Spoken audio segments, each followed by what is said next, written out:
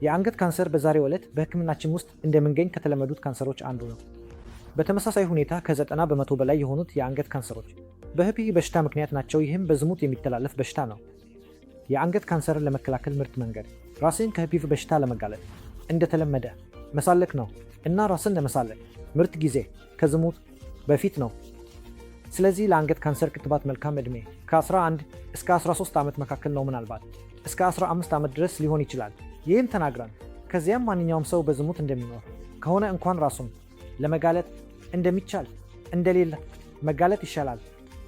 ከዚያም በፊት በHPV በሽታ የተጋለጠ ማንኛውም ሰው መደበኛ የካንሰር ምርመራ ፕሮግራም ማለፍ አለበት። ይህም ከ3 እስከ 5 ዓመት ውስጥ አንድ ጊዜ የሚከናወን የፓፕ ስሚር ነው። ይህም በአፖሎ ሆስፒታሎች ይገኛል።